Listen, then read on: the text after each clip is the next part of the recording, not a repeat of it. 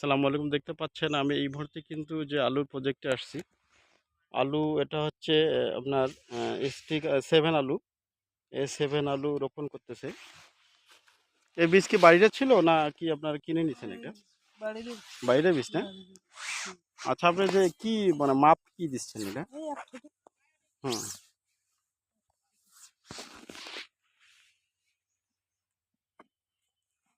আলু থেকে আলুর আপনার যে ডিসটেন্সটা আছে দূরত্বটা 8 ইঞ্চি করবেন, হ্যাঁ? আর আপনার ইয়া থেকে আপনার 22 ইঞ্চি করবেন লাইন থেকে লাইনের দূরত্ব। তাহলে আপনাদের ইয়েটা ভালো হবে। কাকি কি দিচ্ছেন মানে এটা হাজিরা হিসাবে নাকি? হাজিরা? দীপক দা, আলু কি হিসাবে কাটতেছেন আপনি? আপনার ইয়ার মানে ইয়া কি?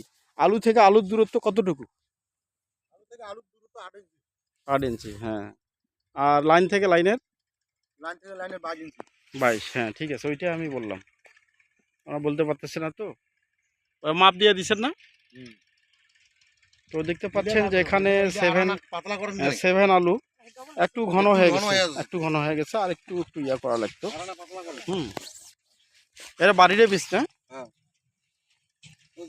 ওই আলুর কোনো ইয়া খাওয়ার আলু বের করছেন না এমনি ডাইরেক্ট একেবারে কোনো বীজ বের করেন নাই? না, এটা ডাইরেক্ট বীজ। ডাইরেক্ট মানে কোনো বের করেন নাই? মানে আলু থেকে যে কেটে অনেক সময় বের করে মানুষ বিক্রি করে যে খাবার হিসাবে। না না না, হ্যাঁ, এটা বের করার দরকার এটা নেই। থেকে আবার বীজ করা যাবে। হুম হুম, বীজ করা যাবে, হ্যাঁ। মানে একটা আলুতে 2টা করে বীজ করছেন না?